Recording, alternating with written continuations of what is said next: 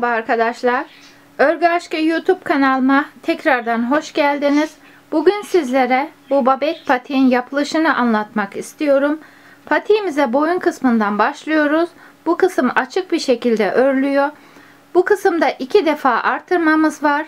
Bu kısmı tamamladıktan sonra alt kısımda 2 renkli ördüğümüz modelli kısmına geçiyoruz. Bu kısmı da ayak boyutunuza göre ayarlayabilirsiniz. Tamamladıktan sonra alt taban kısmını örüyoruz. Bunu da uç kısmından itibaren git gel yaparak örüyoruz. En son topuk kısmını örüyoruz. Sonrasında arka kısımda ufak bir dikişimiz var. Patiğimizi bu şekilde tamamladıktan sonra ön kısımda büyükçe bir çiçeğimiz var. Bunu da daha sonra yapıyoruz ve orta kısmını yarım boncukla kapatarak süslüyoruz. Patiğimde ben asker yeşili ve beyaz renkler kullandım. Siz dilediğiniz renkleri kullanabilirsiniz. Patiğimde kullandığım renklerin renk kodunu videonun altındaki açıklamalar kısmında bulabilirsiniz. 2 adet 3 numara şişim var. 1 tane ince uçlu tığım var oyamız için. 2 adet ilmek belirleyicimiz var. Ön kısımda süslemede kullandığımız yarım boncuklarımız var. 2 adet. Makasımız var ve arka dikişini yapmak için 1 adet de yün iğnemiz var. Evet arkadaşlar, şimdi patiğimizin yapılışına geçmeden önce videomu izledikten sonra beğenirseniz ve kanalıma abone olursanız sevinirim. Tek şişimize 66 ilmek atarak patiğimizin boyun kısmından başlıyoruz. 1 2 3 4 5 6 7 8 9 10 11 12 13 14 15. Bu şekilde ilmeklerimizi atarak 66 ilmek atıyoruz şişimize. İlmeklerimizi attıktan sonra sıra sonunda düğüm atıyoruz. Ve tüm ilmekleri arka yüzden düz örüyoruz. Ben haroşolarımı düzden örüyorum. Siz nasıl kolayınıza geliyorsa o şekilde örebilirsiniz. Tüm ilmekleri sıra sonuna kadar düz örüyoruz.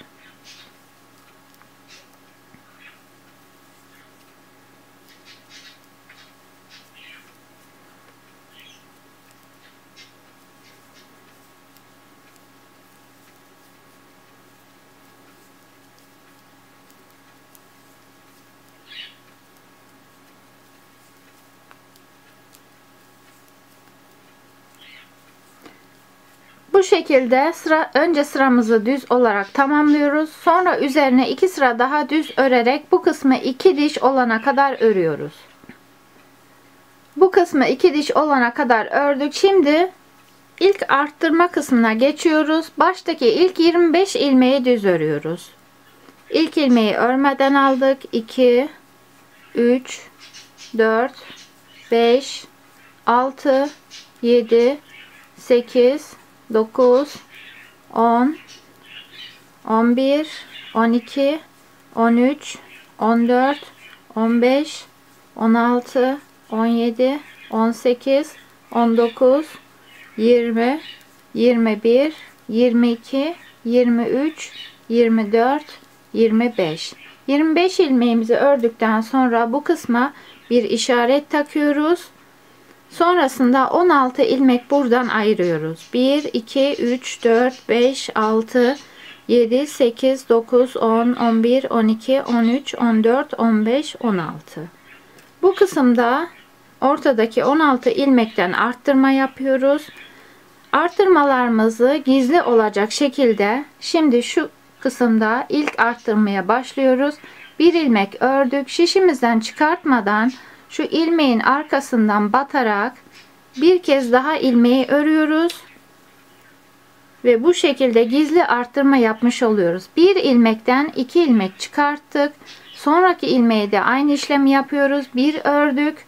Şişimizden çıkartmadan şu arka kısmından tekrar batarak bir ilmek daha örüyoruz. Yine arttırma yapmış olduk. İlmeği örüyoruz. Çıkartmadan parmağımızdan tutabiliriz. Biraz bollaştırıp arka kısmından şu şekilde batarak tekrardan bir ilmek daha örüp şişimizden çıkartıyoruz. Bir ilmek ördük, arka kısmından battık ve bir kez daha örüyoruz ilmeği ve şişimizden çıkartıyoruz.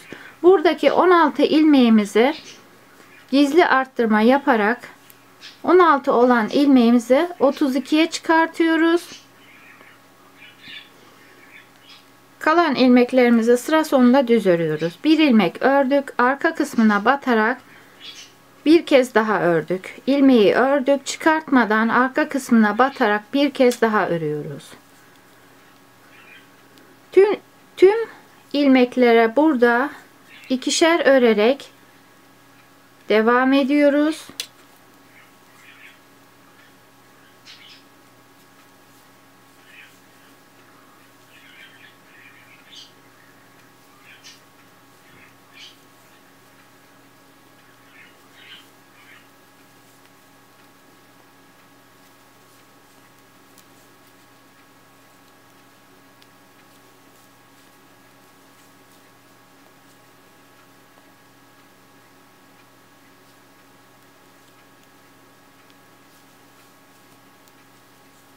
...16 ilmeğin hepsine bu şekilde aynı işlemi yaptık. Buradaki sayımız 32'ye çıktı. Kalan ilmekleri sıra sonuna kadar düz örüyoruz. İşaretimizi çıkartmadan ilmeklerimizi önce sıramızı bu şekilde düz örerek tamamlıyoruz. Arka yüzden de yine düz örerek geliyoruz ön yüze. Evet, bu şekilde ilk arttırma sırasını tamamladık. Şimdi 4. sıramızda arttırma yapmadan git gel yapıyoruz. Sıra başındaki ilk ilmeği örmeden aldık. Sonrasında işaretimizi çıkartmadan tüm ilmeklerimizi ön yüzde de arka yüzde de düz örüyoruz.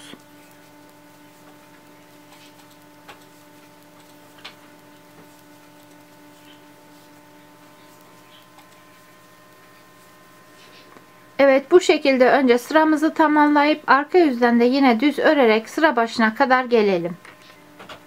Şimdi tekrardan arttırma sırasındayız. Bu kez ilmeklerimizi kaydırarak devam ediyoruz. Burada 25 ilmeğimiz vardı. Orta kısımdan 10 ilmeğimizi 1, 2, 3, 4, 5, 6, 7, 8, 9, 10. Sol tarafa kaydırıyoruz işaretimizi.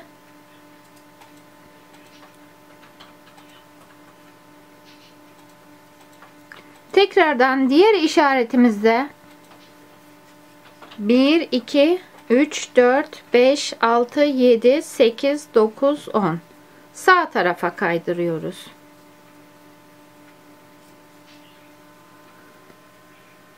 Ortada bu kez 1, 2, 3, 4, 5, 6, 7, 8, 9, 10, 11, 12 ilmeğimiz var. Bu kez 12 ilmekle arttırma yaparak devam ediyoruz. Şimdi baştan 35 ilmeğimizi yine düz örerek geliyoruz. İlk ilmeği yine sıra başında örmeden aldık. 2, 3, 4, 5, 6, 7, 8, 9, 10, 11, 12, 13, 14, 15, 16, 17, 18, 19, 20, 21, 22, 23, 24, 25, 26, 27, 28, 29, 30, 31, 32, 33, 34 ve 35 ilmeğimizi ördük. Buradan tekrardan bunu çıkartabiliriz artık. Sonraki 12 ilmeğimizi yine arttırma yapıyoruz. Bir ilmeği ördük. Şişimizden çıkartmadan arka kısmına batarak bir ilmek daha örüyoruz. Arttırma yapmış olduk.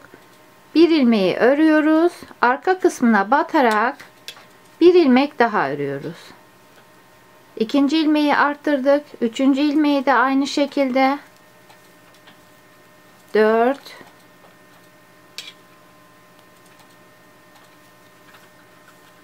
5,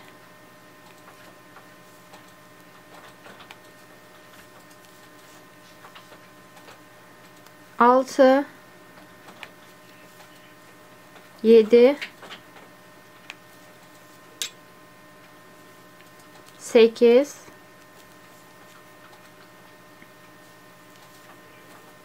9 10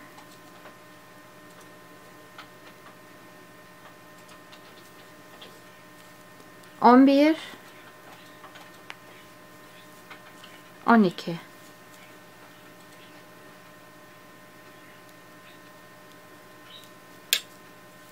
Kalan ilmeklerimizi yine artırma yapmadan düz örerek devam ediyoruz.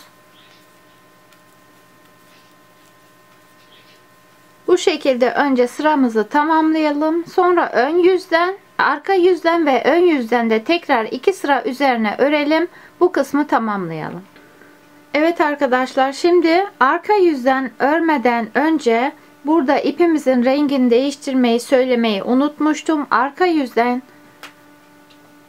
model kurulduğu için ön yüzden bir sıra boyunca düz örerek arka yüze geliyoruz. İkinci renk ipimizi sabitledik ve ön yüzden önce ilmeklerimizi düz örerek arka yüze geliyoruz.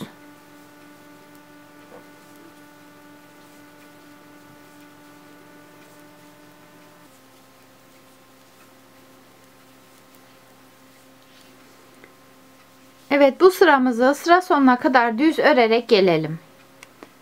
Sıramızı tamamladık. Şimdi örgümüzün arka yüzünden bu kez modelimizi kurarak devam ediyoruz. Sıra başındaki ilk ilmeği örmeden aldık. Sonraki bir ilmeği düz örüyoruz.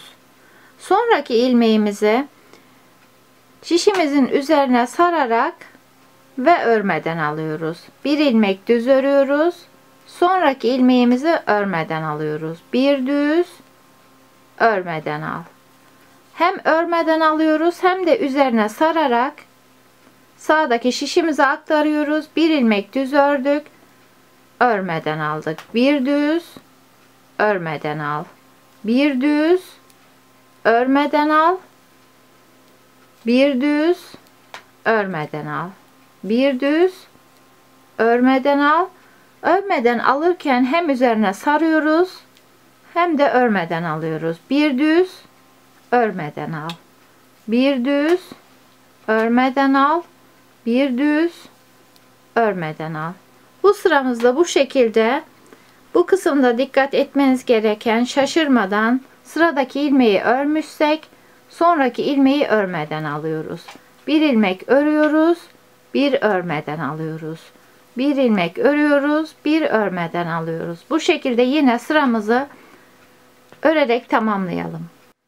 Sıranın sonundaki son ilmeğimizi düz ördük ve döndük. Örgümüzün ön yüzünde bu kez patiğimizin rengiyle devam ediyoruz. İpimizin rengini değiştiriyoruz ve sıra başındaki ilk ilmeği düz örüyoruz.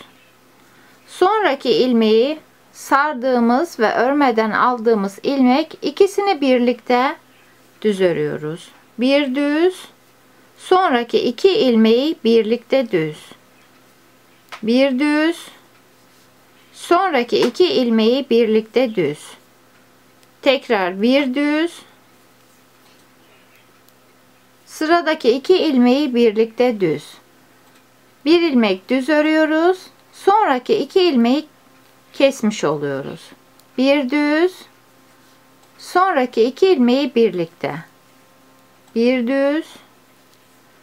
Ön taraftan örgümüze baktığımızda düz ördüğümüz ilmekler ön taraftan ters olan ilmekler, bir önceki sırada örmüş olduğumuz ilmek.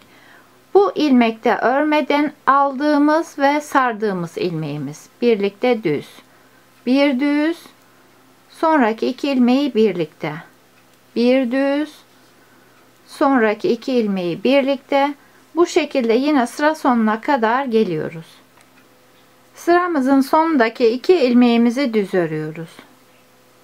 Döndüğümüzde bu kez modelimizi kaydırarak devam ediyoruz. Bir önceki sırada iki beyaz ördükten sonra ilmeğimizi dolamıştık. Şimdi kenar ilmeğini aldıktan sonra hemen yine ilmeğimizi dolayarak örmeden alıyoruz. Bir düz, örmeden al. Bir düz, örmeden al. Bir düz, örmeden al. Bir düz, örmeden al. Bir düz, örmeden al. Bu şekilde yine sıra sonuna kadar geliyoruz.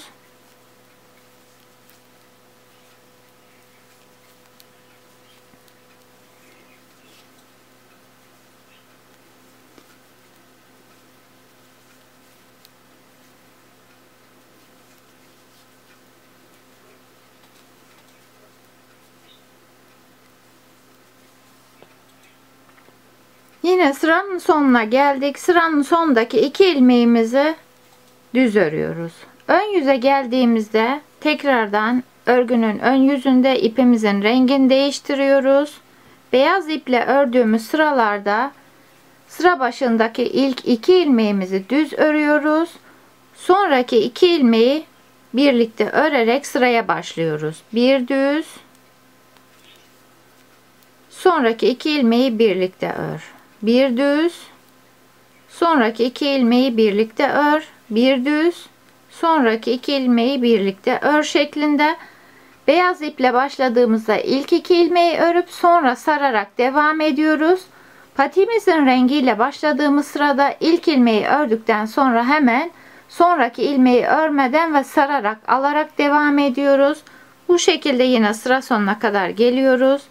Bir ilmek örüp sonraki ilmeği birlikte örüyoruz. Bir ilmek düz örüyoruz. Sonraki sardığımız ve örmeden aldığımız ilmeği birlikte örüyoruz.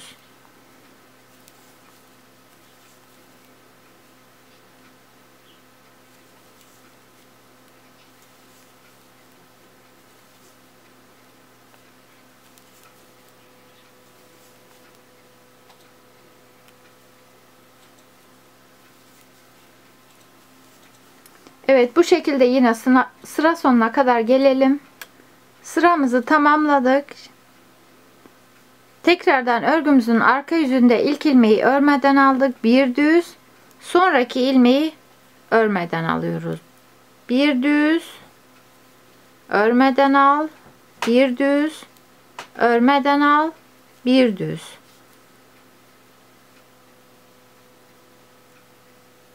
Örmeden al. Bir düz, örmeden al, bir düz. Bu şekilde yine sıra sonuna kadar geliyoruz. Bir ilmek düz örüyoruz. Sonraki ilmeği hem sarıyoruz hem örmeden alıyoruz. Bir düz, sararak ve örmeden alıyoruz. Bir düz, sararak ve örmeden alıyoruz. Sıramızı bu şekilde tamamlayalım. Evet, tekrardan örgümüzün ön yüzündeyiz. Sıra başındaki ilk ilmeğimizi ördük. Sonraki ilmeğimizi birlikte örüyoruz. Örmeden aldığımız ve doladığımız ilmeği birlikte ördük. Bir düz, sonraki 2 ilmeği birlikte ör. Bir düz, sonraki 2 ilmeği birlikte ör. Bir düz, sonraki 2 ilmeği birlikte ör. Bu sıramızda bu şekilde tamamlayalım. Evet, örgümüzün arka yüzünde sıra başındaki ilk ilmeği örmeden alıyoruz. Sonraki ilmeği dolayarak örmeden alıyoruz. Bir ilmek ördük. Sonraki ilmeği dolayarak örmeden alıyoruz. Bir ördük. Bir dolayarak örmeden aldık. Bir ördük. Bir dolayarak örmeden aldık. Bu şekilde devam ediyor modelimiz. Şimdi ön yüzden baktığımızda bu kısmı 1, 2, 3, 4. sıramızda bu şekilde tamamlamış oluyoruz. Modelimizi şu kısmı 11 sıra boyunca uyguluyoruz. 6 sıra beyaz ipimizle 5 sırada patiğimizin rengi olan iple bu kısmı 11 sıra olana kadar örmeye devam ediyoruz. Kalan sıralarda bu şekilde tamamlayalım. Evet arkadaşlar, patiğimizin modelli sıralarını bu şekilde tamamladık. Bu kısmı 1, 2, 3, 4, 5, 6 defa beyaz iple 5 defa da patiğimizin rengiyle uygulayarak tamamladık. Şimdi alt tabanını örmeye geçmeden önce yine ön yüzden ilmeklerimizi örerek devam ediyoruz.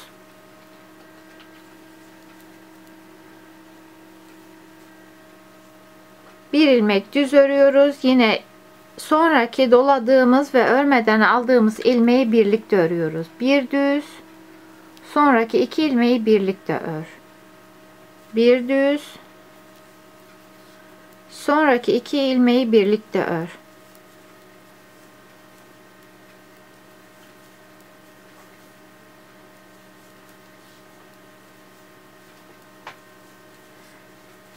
Evet, bu şekilde ön yüzden ilmekleri birlikte örerek ve arka yüzden de yine düz örerek geliyoruz. Sonrasında taban kısmını örmeye geçiyoruz. Önce iki sıramızı bu şekilde tamamlayalım. Evet, şimdi tabanı örmek için örgümüze devam ediyoruz. Şişimizde 94 ilmeğimiz var. 94 ilmeğin 10 tanesini ortadan ayırdık.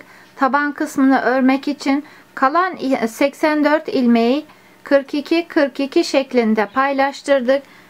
Orta kısma kadar ilmeklerimizi düz örerek geliyoruz. İlk ilmeği örmeden aldık. İlk işaretimize kadar olan 42 ilmeğimizi örerek geliyoruz.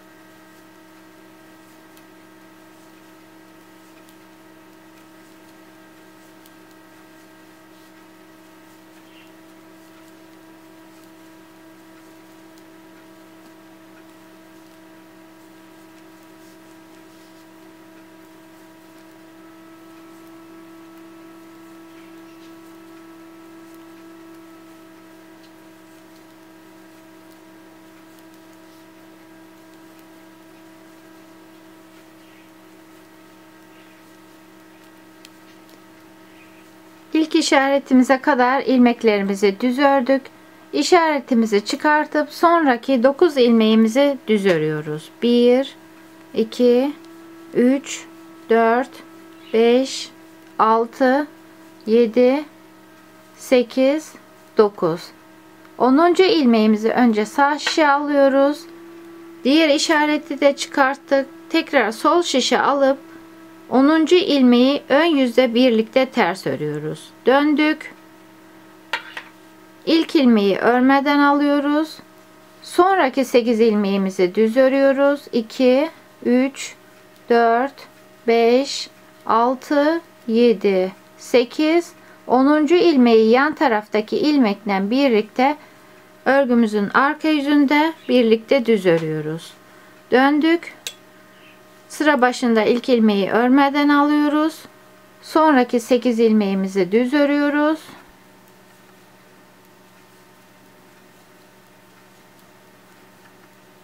Onuncu ilmeği yan taraftaki ilmekle birlikte ön yüzde ters örüyoruz.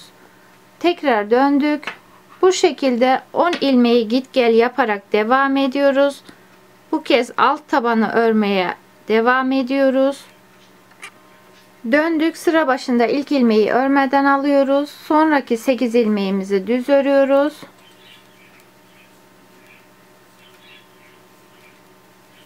Örgünün arka yüzünde 10. ilmeği yan taraftaki ilmekle birlikte düz örüyoruz.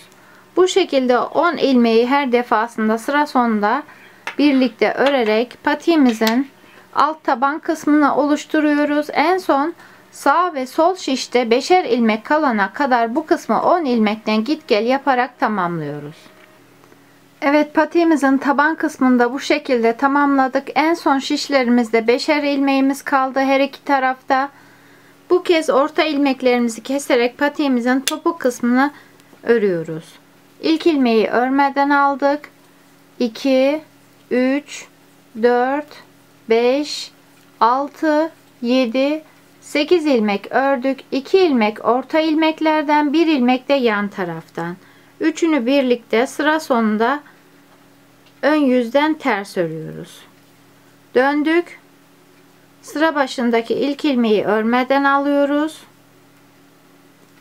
Tekrardan sayıyoruz. 2, 3, 4, 5, 6, 7 ilmek ördük. Yine 2 ilmek orta ilmeklerden, 1 ilmek de yan taraftan alıp örgümüzün ters yüzünde birlikte düz örüyoruz. Bu şekilde her defasında sıra sonunda 3'er ilmek örerek patiğimizin topuk kısmında tamamlıyoruz. İlk ilmeği örmeden aldık. 2, 3, 4, 5, 6 ilmek ördük. Her defasında 1 ilmek eksik örüyoruz. 2 ilmek orta ilmeklerden, 1 ilmek de yan taraftan. Üçünü birlikte ters ördük. Döndük.